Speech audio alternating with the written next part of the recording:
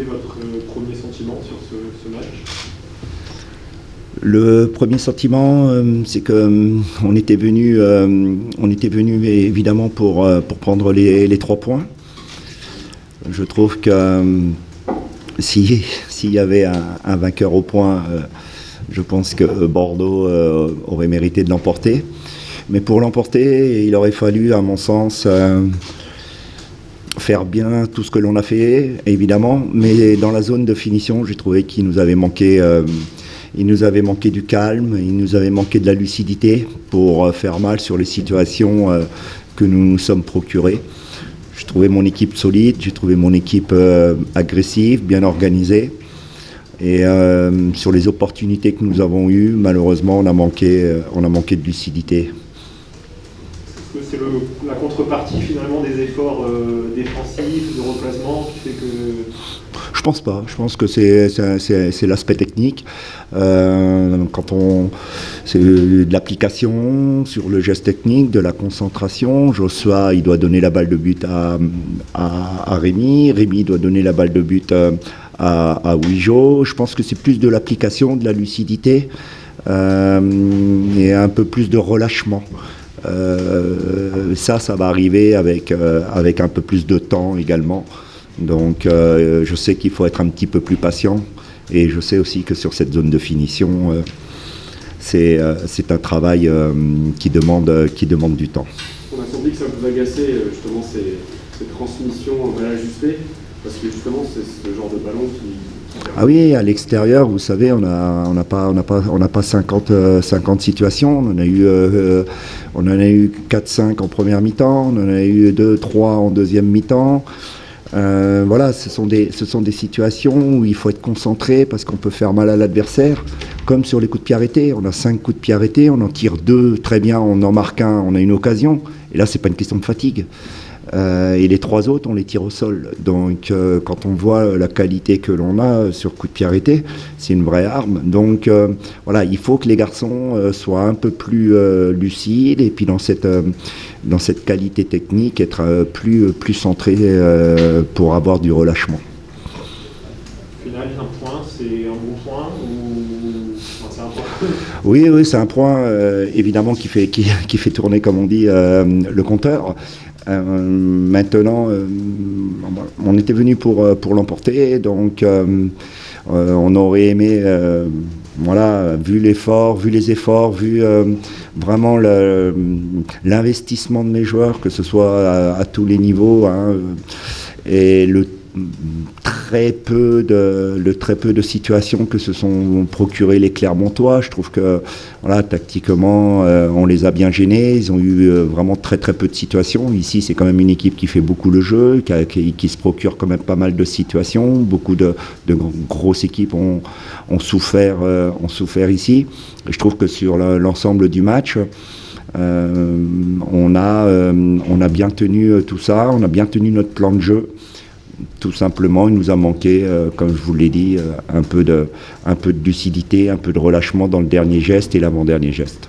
Ça, c'est votre grosse satisfaction sur les 2 derniers matchs depuis votre arrivée, d'être moins inquiété, que la défense se montre plus solide depuis que vous l'avez réajusté?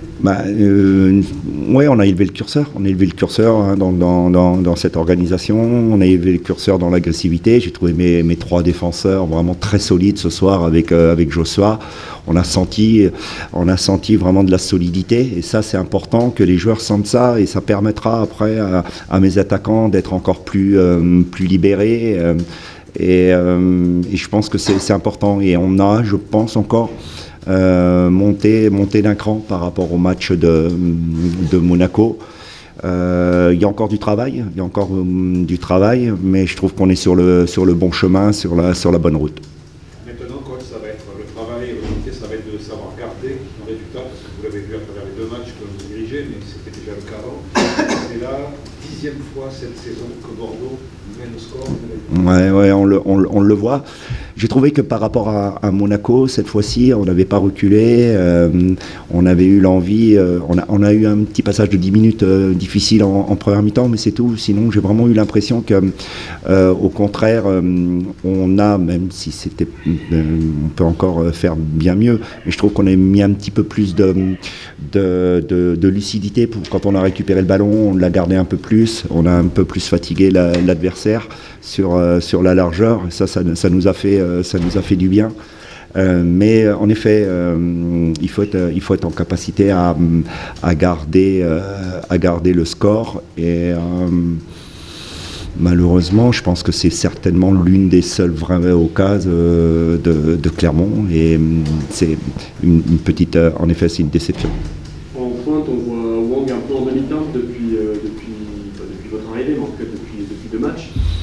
Comment vous l'expliquez? Il court peut-être un peu trop seul, peut-être que l'absence d'Albertalis le pénalise. Moi, c'est un petit peu de tout ça. Je pense qu'il a le bon déplacement au départ. Je pense qu'on en revient sur cette avant-dernière passe. Si Rémi lui met le bon ballon, je pense qu'il file au but. Si Yacine il donne le bon ballon aussi en deuxième mi-temps, je pense qu'il file au but. Les déplacements, il les a. Maintenant, étant donné qu'Albert est absent, les défenseurs me semblent un peu plus focalisés en effet sur Ouijo, et c'est un petit peu plus difficile pour lui. À Yacine, à Rémi, à Junior, au piston, de lui apporter du soutien et de profiter de ça. On en sait un peu plus d'ailleurs sur l'indisponibilité d'Albertalis. Non, mais c'est ce que je vous ai dit avant-hier, ça suit son cours. Est-ce que vous avez des nouvelles de Tom? Et oui, il a, à mon avis, il a une entorse à la cheville. Donc là, c'est un coup direct qui est en plein match. Donc en l'occurrence, là, c'est la faute, comme on dit, à pas de chance. Pourquoi le choix justement de Tom?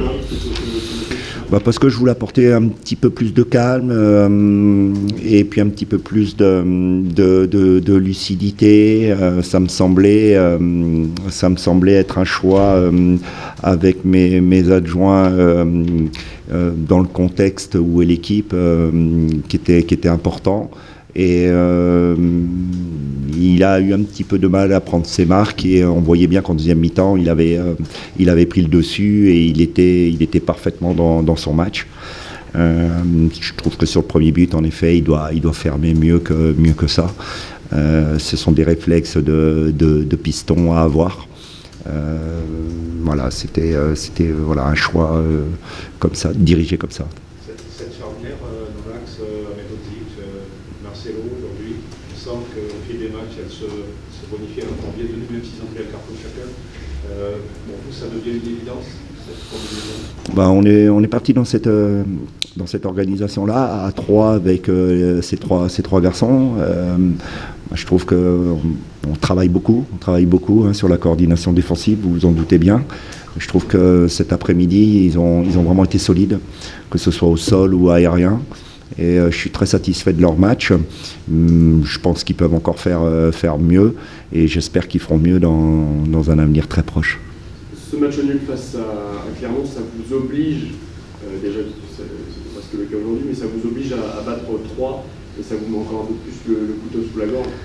Non, comme je vous l'ai dit, là aussi, on était venu pour gagner. 3, c'est pareil. On jouera ce match pour le gagner. On est, de par notre situation, on est dans l'obligation d'aborder tous les matchs pour les gagner. Tous les matchs sont importants dans notre situation. Dernière question sur Ignatenko. Comment vous l'avez senti aujourd'hui? Comment vous l'avez perçu? Il était un peu plus souriant. Il a reçu des bonnes nouvelles de sa famille. Le club l'aide beaucoup. Et vraiment, je félicite la direction qui met tout en œuvre pour que ça se passe bien avec sa famille. Les joueurs sont très proches de lui. On l'accompagne dans ces moments très difficiles. De faire rentrer, c'était important? Je pense que ça l'a un peu libéré aussi au niveau de l'énergie, parce que y a eu pas mal de stress sur ces dernières journées. Ça me semblait délicat de le faire débuter, mais je pense que ça lui a fait du bien en effet, et je remercie le public clermontois de l'ovation qui lui a été faite.